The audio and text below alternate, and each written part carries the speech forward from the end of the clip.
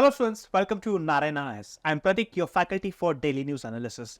Now students, as part of our Daily News Analysis, we shall be discussing 5 important topics from the Hindu and the Indian Express, right? So let's have a quick glance of the topics that we shall be discussing. The first article is from Hindu, page number 8. Now this article talks about the right to property. This article tries to highlight the tussle between the legislature and judiciary over right to property. The second article is taken from Indian Express, page number 10. Now, this article tries to suggest that as we are moving towards Amrit Kal, this article suggests the challenges that the Indian agriculture is facing and the solution that we need to think of or implement to overcome the challenges. The third article is taken from Hindu, page number 12. Now, this article tries to highlight that the expansion in the road sector, for example, there's expansion in the road sector, there's expansion in the highways and the subsequent revenue collection in tolls, right? Now, the author of the article is trying to suggest that because of this expansion, there's a lot of investments coming into this sector. In this article, we are going to specifically discuss about INVEST, that is Investment Infrastructure Fund. The next article is taken from Hindu, page number 6. Now, Himachal Pradesh is witnessing severe forest fires because of long dry spells and high temperature. In response to this, the Himachal Chief Minister has formed NDRF battalion. The last article is from Indian Express, page number 30.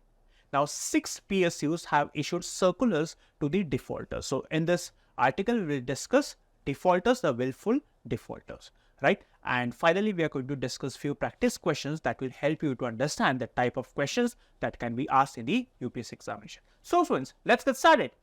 Students, the title of the first topic is Property is Real and So Should the Compensation. So, in this article, it is very important for you to understand right to property and the constitutional provisions regarding right to property. You can map this under GS paper 2, Indian Constitution and the amendments in the Indian Constitution.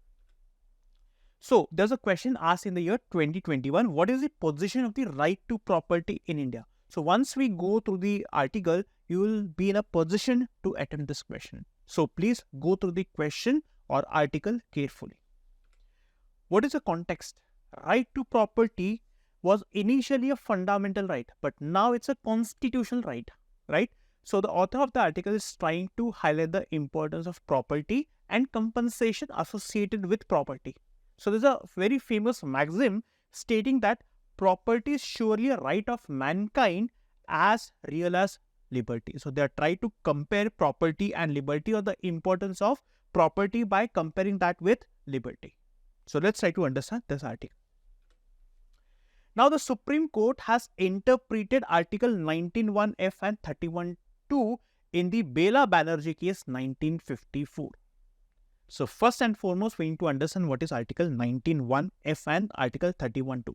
19(1)(f), it provides every citizen the right to hold, acquire and dispose property. Article 19(1)(f). This is Article 19. Every citizen has a right to have property.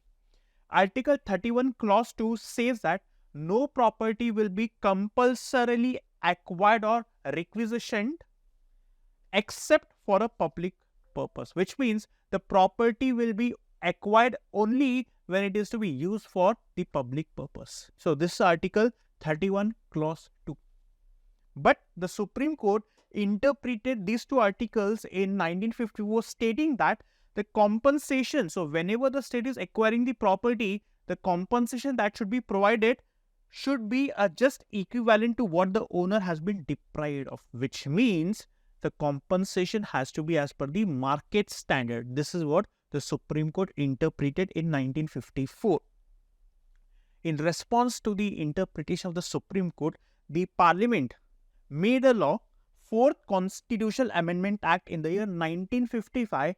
Now, this Amendment Act, it limited the judicial scrutiny by stating that courts have no question, or the courts cannot question the adequacy of compensation, which means the Parliament is saying that the court cannot question the amount or compensation that the government has given to the owner, right? So, this is how the judiciary or the Parliament try to limit the judicial scrutiny. 1.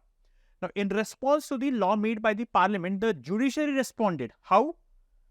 The court ruled that while the final compensation was non-negotiable, the court said that, okay, fine, we are not going to dwell into the amount that the government has paid to the owner. But the principle for determining compensation is something that we are going to see. On what principles the compensation was provided by the government to that owner is something that will be open to judicial review. This was the interpretation of the Supreme Court. Again, in response to this interpretation by the judiciary, the Parliament came up with 25th Constitutional Amendment Act in the year 1971, stating that compensation, or change the word compensation to amount. What is compensation? So, in exchange of services, you are providing with some money, or you are providing money to that person. But here, the amount is a very vague term. This is what the Supreme Court, or for that matter, Parliament, had made a law changing the word compensation to amount, which means now this changing of the word, it reduced the judicial interpretation, which means now compensation was no longer justiciable. If the owner whose property is acquired by the state, if he thinks that the compensation is not adequate, he cannot approach the judiciary. Now comes the famous Kesavanda Bharti case, 1973. In this case, the Supreme Court upheld the 25th Amendment Act made by the Parliament, where the Parliament changed the word compensation to amount, right? Which means the judgment that the Supreme Court had in the Bela Banerjee case 1954 is the same that the Supreme Court held in the Kesavanda Bharti judgment. But now, here you see the Parliament realized that the right to property was seen as a barrier in achieving a socialist state, which means the Parliament was of the opinion that though the amount what the state will give is not something that we are going to review, but the principle on the basis of which the government has given the money is something that will be open to judicial review, which means the Parliament realized that right to property is something that is actually acting as a hurdle or barrier. Now, the Congress government got defeated, right? And then came the Janata Party. Now, this Janata Party removed right to property as fundamental right altogether. What did the Janata Party say? That the right to property will no longer be a fundamental right, which means now the Janata Party added another provision, Article 300A, which means right to property now became a constitutional right.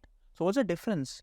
When right to property is no more a fundamental right, which means now the people cannot approach the judiciary directly, right? So, this change was brought in by the Janata Party. Now, what is the current stand? The right to property is a constitutional and human right. This is the current stand of right to property. Now, try to attempt the question that we discussed at the starting.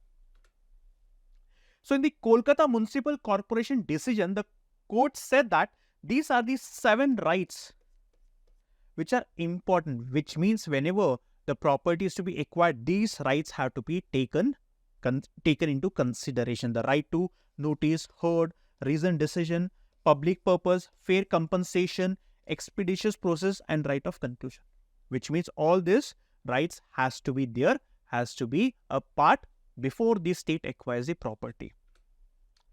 So, here we see that in the conclusion, we can see that the Supreme Court judgment or opinion in the Bela Banerjee case is something that the court is reiterating again, which means the Supreme Court will see the principles on the basis of which compensation was given. And deleting Article 19(1)(f), right to property as fundamental right, and 31. This has further strengthened the property right protection in India.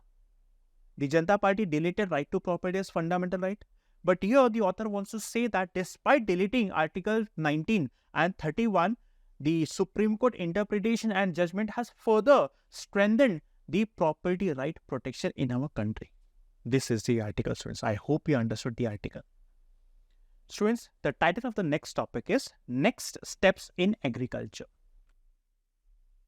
I want for you all to understand the agriculture sector, and you can map this under GS paper 3, that is transport and marketing of agriculture produce and issues related to it, right? So, this was a question asked in the year 2017.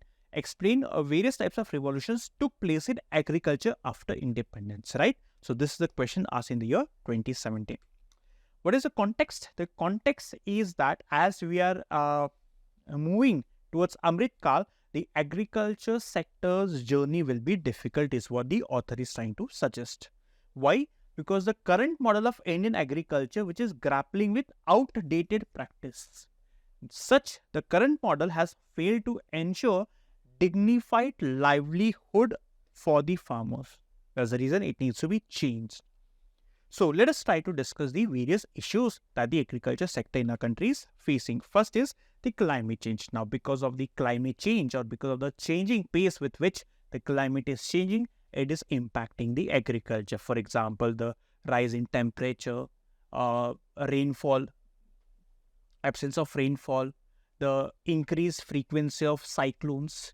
This is impacting the agriculture production and the livelihood subsequently. Second is the global trade dynamics. Now, the World Trade Organization rules, right, they're not favorable for developing countries like India.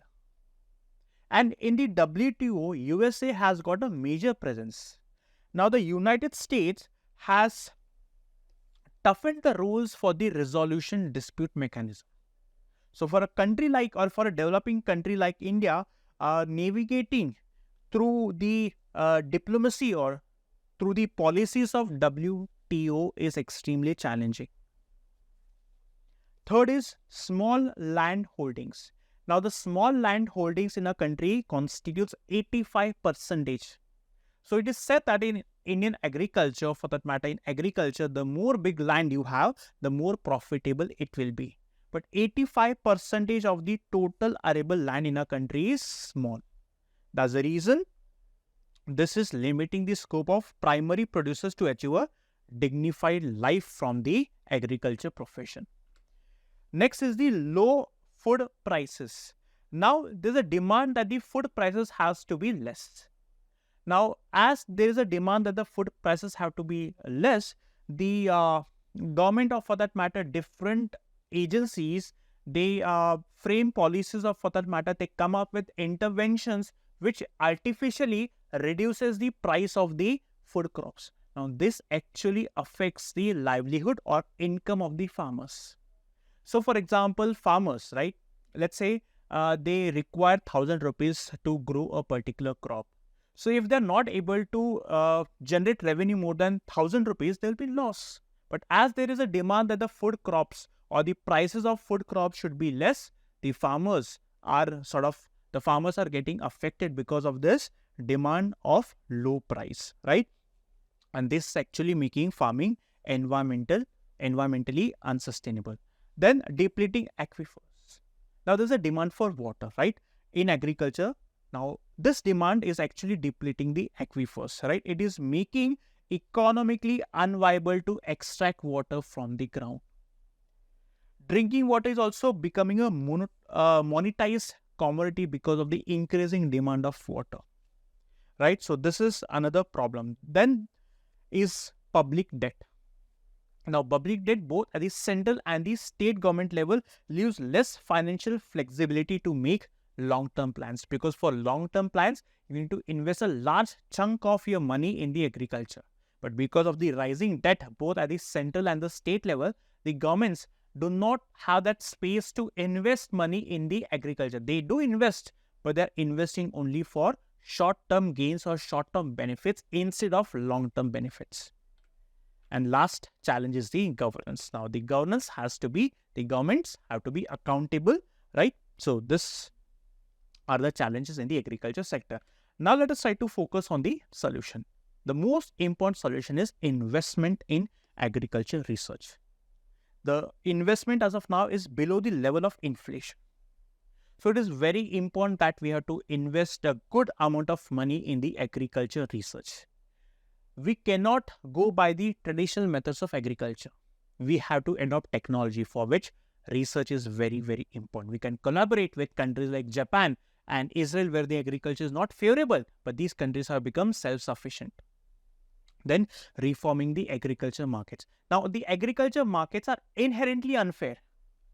Now, these states, they often use meager resources for populist doleouts. For example, you see the governments giving subsidies to farmers, right? So this actually is not helping the agriculture sector, right? So this includes a free or unrealistically low price cereals which are distributed through the public distribution system. As I told you, there's a demand for low prices of food crops.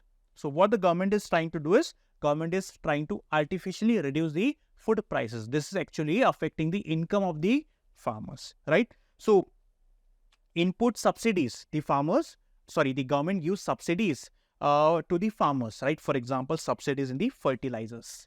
Now, this actually pushes the farmers to use more and more fertilizers, which is actually impacting health and the environment because of the use of fertilizer.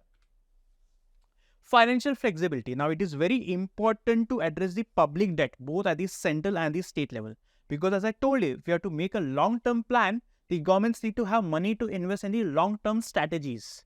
For that, public debt has to be managed. Especially, we have to implement sovereign bankruptcy procedure. So, in case the state is going bankrupt, we need to have, there should be institutions, or for that matter, international monetary institutions who can fund the state so that the state can make long-term plans. And then again, we have to focus on governance. Now, governance is something that is very, very important. The current government has to adopt a more collaborative and humble approach, right? Again, here the focus in sustainable productivity, the focus has to be not only to improve agriculture productivity, but also to make sure that the productivity gains are sustainable and they are broadly shared, right? So these are the solutions that we can think of. And finally, in the conclusion, we can say that yes, fundamental changes in the policy framing is extremely important for the food productivity to go up and make sure that the agriculture productivity should be sustainable, right? So this was the article, students. Students, the title of the next topic is More Road Projects, Higher Toll Revenue Boost, the Introduction of InvITs. So in this article, it is important to understand InvITs and road infrastructure, right? So this becomes important for the prelims as well as mains.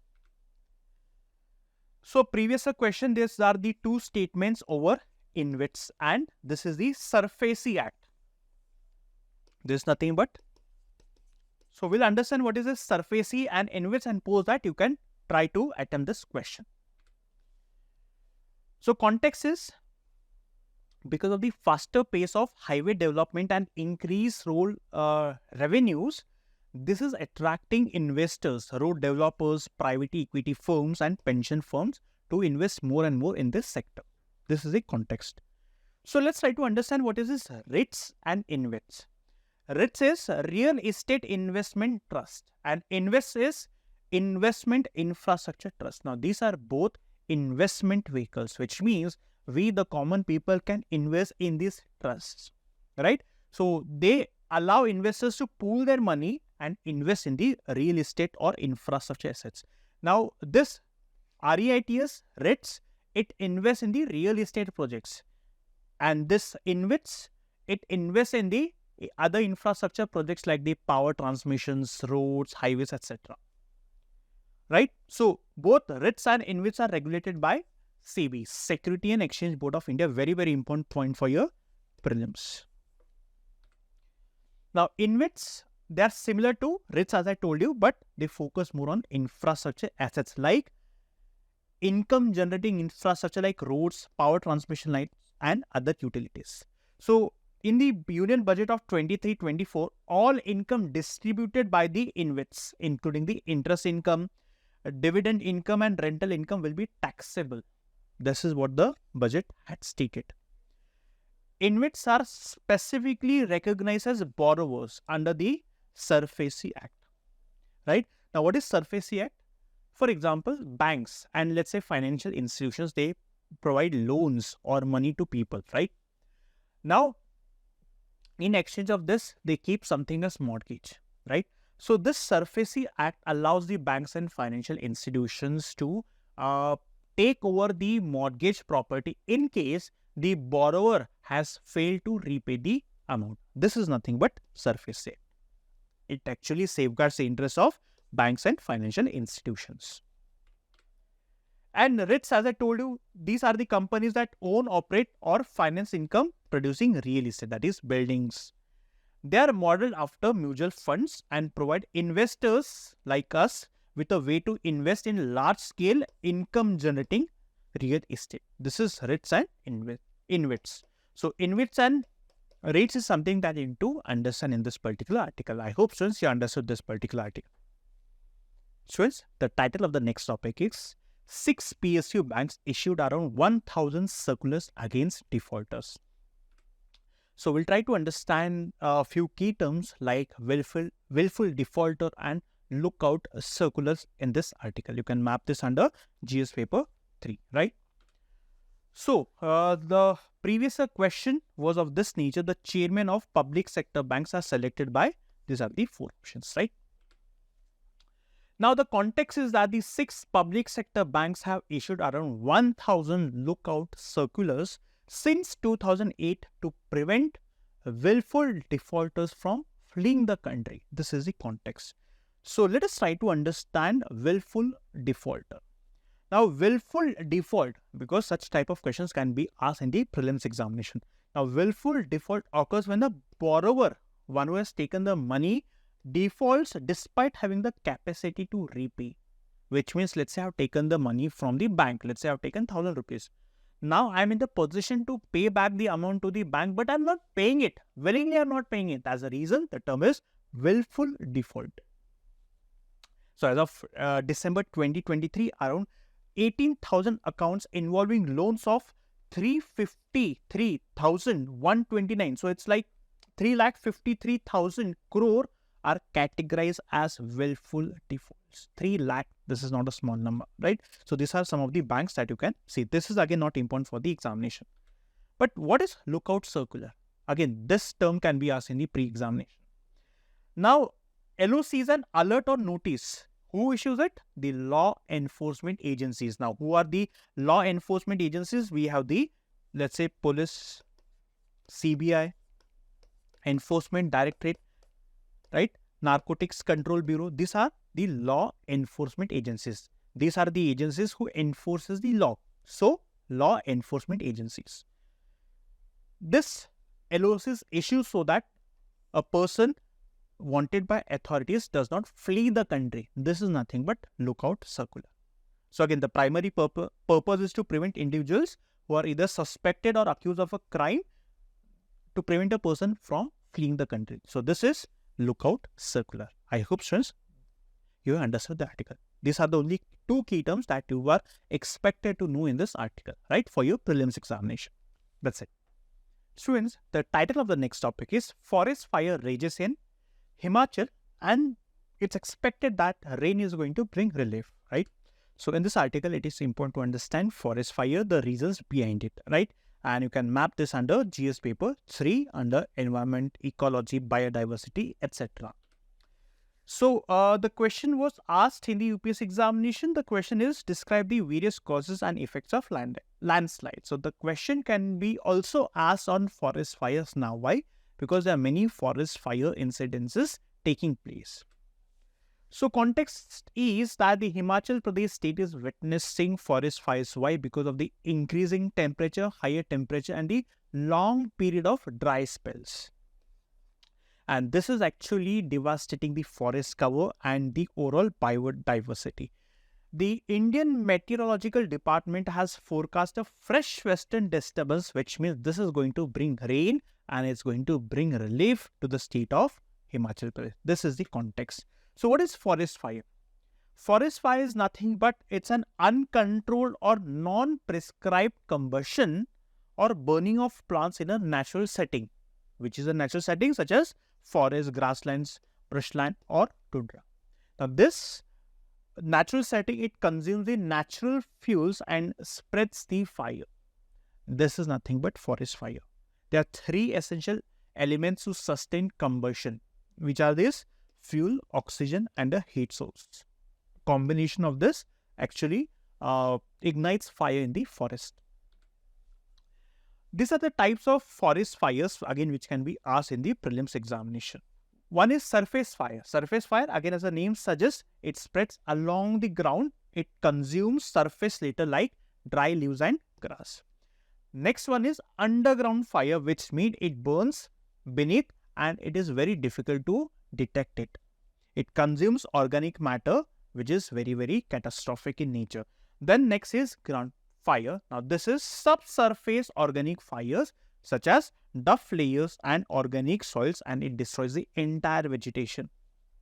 Next is crown. Crown is the peak, which means a crown fire is one in which the crown of trees and shrub they burn.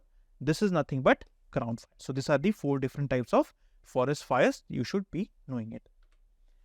Now classification, if you see in the map, so this one is, these areas are extremely fire prone, the one in dark red. Then here highly fire prone, so you can understand and read this map and see the area which are or which fall under extreme fire prone regions, right? So again, it can be asked in the prelims examination. Now few facts for your prelims examination. Over 36% of India's forest cover is prone to frequent fires.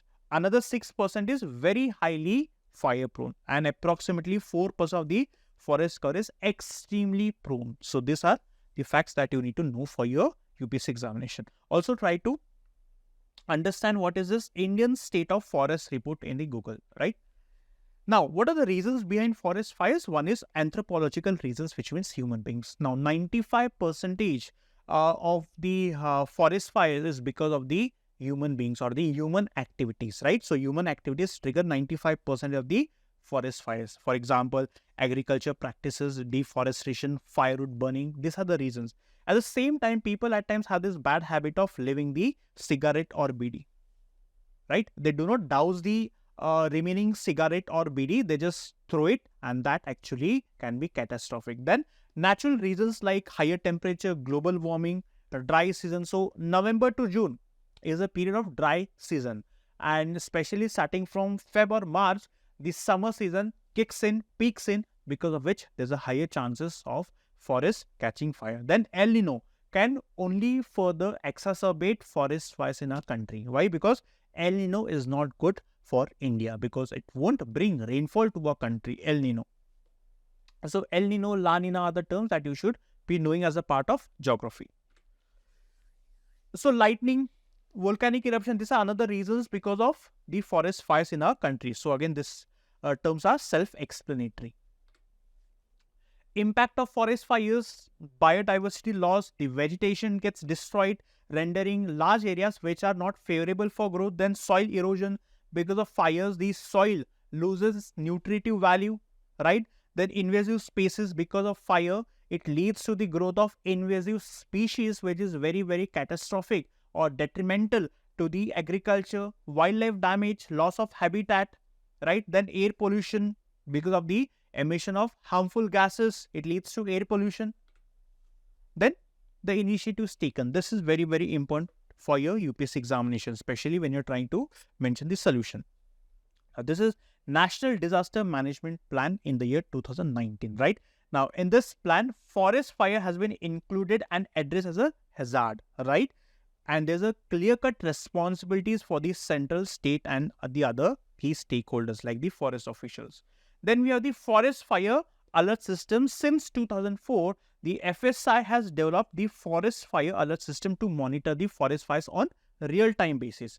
Now, the advanced version was launched in the year 2019. Now, this system uses satellite information and the data which is gathered from NASA and ISRO. Then we have the fire weather index based forest fire danger rating system, right? Now, this actually classifies the area which are prone to forest fires, and accordingly, it rates areas. Next is the One Agni Geoportal. Now, this serves as a single point source for the information related to the forest fires in our country. So, these are the initiatives taken. I hope students you understood the article, right? Students, now it's time to discuss few questions. So, let's get started. Question number 1. This is regarding the evolution of right to property in India. The first statement, The Fourth Constitutional Amendment Act aimed to limit the judicial scrutiny by specifying that courts could not question the adequacy of compensation for property. Yes. Right? So this is what the Parliament had overruled the judgment of the Supreme Court. This statement is correct. Then the 25th Amendment Act 1971 replaced the word compensation with amount in Article 31 to reducing. Exactly. This is what we had discussed. The 44th deleted Article 19(1) from the Constitution and reclassified as constitutional right. This is what the Janata Party had. Isn't it? Even this is correct. The Supreme Court in the Kesmda Bharti case upheld the 25th Amendment but ruled that courts could still examine, yes, which means the court held that though the amount is something that will not be open to judicial review, but the principles underlying compensation is something that will be open for judicial review. All the statements are correct. Option D has to be the correct answer. Next, types of forest fires. Underground fire burns in subsurface organic fuels such as duff layers and organic soils and it destroys vegetation completely. No, this is incorrect. This is actually the ground fire. Then ground fire burns slowly beneath the surface, often hard to wrong. This definition is that of underground fire burn. So both of these statements are incorrect, which means option D has to be the correct answer. Next, willful default in the context of banking in India. A situation where a borrower defaults due to genuine financial wrong. A scenario where a borrower defaults despite having the funds to repay or misuse the borrowed funds. Defaults of the loan due to. So students, option B has to be the correct answer. Willful default. I'm in a position to repay the amount, but I'm not willingly repaying it. So option B is the correct answer. We have discussed this, right? Next is InvITs are similar to RITs but focus on infrastructure assets. Very true. InvITs are specifically recognized as borrowers under the SURFACE Act. Very true. This is what we discussed. Option C is the correct answer. Now, means based question. Discuss the challenges faced by Indian agriculture in the context of global trade dynamics, climate change and domestic governance. Suggest measures to overcome. Right? This is exactly what we had discussed in the article. So in the introduction, you have to mention the importance of agriculture. That is 50% of Indians still depend on agriculture for the livelihood. And this is how you have to highlight the importance of agriculture. Try to quote few numbers or facts in the introduction and then you can start with the challenges. First is the global trade dynamics, wherein you can mention about World Trade Organization and the rules of it, which is not favorable for developing countries like India. Climate change, the increasing temperature, the increasing sea surface temperature, then the increased frequency of cyclones is actually destroying the vegetation. Domestic governance, the governance is no proactive. Only when something happens, we try to respond to it. So it has to be, this again is a challenge. Then depleting aquifers, the demand for more and more water is making it uneconomical, right? Then financial constraints due to public debt, both at the central and the state level. And then the failure of governance or lack of accountability. These are a few challenges. And then in the solution, you have to mention that policy reforms, increasing investment is extremely crucial to meet the changing nature of or changing Indian agriculture, right? Then financial strategies, we have to implement sovereign bankruptcy procedure. We have discussed what exactly is sovereign bankruptcy procedure, wherein the institutions fund the state if they are going bankrupt. Then we have to promote the long-term planning and reduce dependency on these subsidies like fertilizers. Then we have to make sure that the government has to be accountable, right? And then there has to be collaboration between the central and the state governments. Again, we can also collaborate with the other developed countries like Israel and Japan. Then we have to make sure that the agriculture productivity, no doubt it should be a goal, but the agriculture productivity should also be sustainable. That is, environmental component should also be taken into consideration. And then conclusion, you can mention that given the number of people who are dependent on agriculture and given the pace at which the climate is changing, it is very important that the government should focus on long-term solutions rather than short-term solutions. This is how you address the means-based questions. Right, students? And that's the end of daily news analysis. I hope, students, you understood all the 5 topics that we have discussed in today's DNA session. Right? Students, if you want us to continue with our DNA session, then please do like, share, and subscribe Narayana S. Thank you so much.